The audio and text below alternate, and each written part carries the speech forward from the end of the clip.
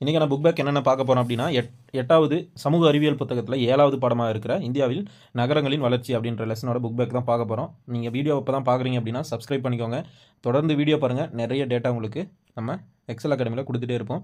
And RRB group D எக்ஸாமுக்கான online வகுப்புகள் நம்ம வந்து தொடங்க போகிறோம். வர பிப்ரவரி 20ஆம் தேதி உங்களுக்கான வகுப்புகள் தொடங்க போகுது. கட்டணம் ரொம்ப பெருசாலாம் அதிகமாகலாம் இருக்காது. நீங்கள் நினைக்கிற மாதிரி 10,000 20,000 இல்லை, அதை விட ரொம்ப ரொம்ப கம்மியாக அதில் ஒரு 10% 20% அவ்வளோதான் இருக்க போகுது.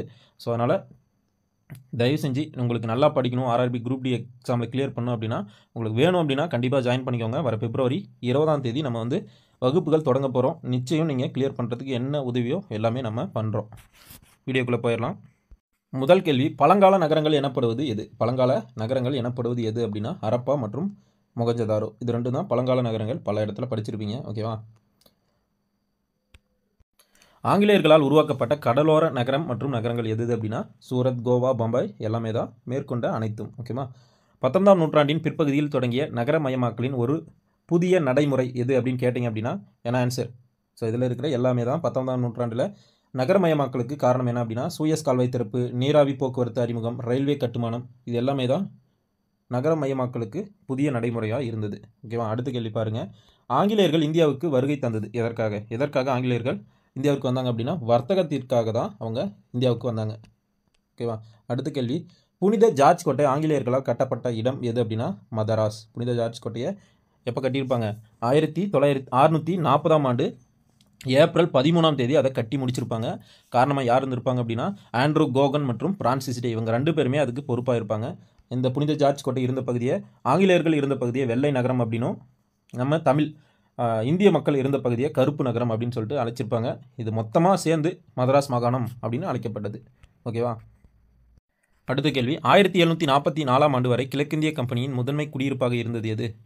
ஆங்கிலேய கிழக்கிந்திய கம்பெனியோட முதன்மை குடியிருப்பாக இருந்தது எது அப்படின்னா புனித ஜார்ஜ் கோட்டை. ஓகேவா? மதராஸில் இருக்கு இல்லையா புனித ஜார்ஜ் கோட்டை, இதுதான். அடுத்து கோடிட்ட இடங்களை நிரப்புக பார்த்துடலாம். இந்தியாவில் இரும்பு பாதை போக்குவரத்து அறிமுகப்படுத்தப்பட்ட ஆண்டு எது அப்படின்னா 1853. ஓகேவா? ரொம்பவுமே முக்கியம். 1853ஆம் ஆண்டு முதல் ரயில் போக்குவரத்து அறிமுகப்படுத்தப்பட்டது. எங்கே? மும்பை டு தானே. சரியா? அடுத்து இந்தியாவின் உள்ளாட்சி அமைப்புகளின் தந்தை அப்படின்னு அழைக்கப்பட்டவர் யார் அப்படின்னா ரிப்பன் பிரபு. அடுத்த கேள்வி, 1919ஆம் ஆண்டு இந்திய அரசு சட்டம் மாகாணங்களில் எதை உருவாக்கியது? மாகாணங்களில் இரட்டை ஆட்சி முறையை கொண்டு வந்திருக்கும். அடுத்து நகராட்சி உருவாவதற்கு பொறுப்பாக இருந்தவர் யார் அப்படின்னா ஜோசியாஸ் சைல்டு அப்படின்றவர் இருந்திருப்பார். நான் லெசன் நடத்தும் போதே சொல்லியிருந்தேன். ஓகேவா? டேஸில் பிரான்சிஸ் டே மற்றும் ஆண்ட்ரூ கோகன் ஆகியோர் மதராசப்பட்டினத்தில் ஒரு தொழிற்சாலை மற்றும் வர்த்தக நிறுவனத்தை நிறுவுவதற்கு அனுமதி பெறுகிறார்கள் அப்படின்னா எந்த வருடம்? 1639ஆம் ஆண்டு. சரியா? அடுத்து பொறுத்துக்கு பார்க்கலாம். பம்பாய் அப்படின்னா என்ன? 7 தீவு. ஓகேவா? 2ஆம் சார்லஸ் அப்படின்னு சொல்லிட்டு ஒருத்தர் வந்து அங்கே கல்யாணம் பண்ணியிருப்பார். அதனால் இங்கே இருக்கிற பகுதிகளை அவர் சீதனமாக பெற்றிருப்பார். ஓகேவா? அடுத்து இராணுவ குடியிருப்பு அப்படின்னா கான்பூர். கேதார்நாத் அப்படின்றது ஒரு சமய மையம். அடுத்து டார்ஜிலிங் அப்படின்னா மலை வாழிடம், உங்களுக்கு எல்லாருக்குமே தெரிஞ்சிருக்கும். மதுரை அப்படின்னா பண்டைய நகரம் அப்படின்னு எல்லாருக்குமே தெரியும். மதுரையில் கூட இப்போ நிறைய பிரச்சனை, மத கலவரம் அப்படி இப்படின்னு புதுசாக ஆரம்பிக்கிறாங்க. வடக்கில் இருக்கிற மாதிரியே தெற்கில் கொண்டு வரலாம் அப்படின்னு ஆரம்பிக்கிறாங்க. பட் நம்ம எல்லாருமே ஒற்றுமையாக இருக்கணும். கண்டிப்பாக இங்கே இருக்கிற எல்லா சமுதாய மக்களும் எல்லா மத மக்களும் கண்டிப்பாக ஒற்றுமையாக இருக்கணும். அதுதான் நம்மளோட வரலாறு. அதையே பின்பற்றுங்க. தயவு செஞ்சு ஆளாளுக்கு ஒன்று சொல்லலாம், ஆனால் இங்கே இருக்கிற அமைதியை சீர்குலைக்க யார் வந்தாலும் அதை அனுமதிக்காதீங்க. ஓகேவா? ஸோ வீடியோ கம்ப்ளீட்டாக பார்த்து முடிச்சவங்களுக்கு நன்றி.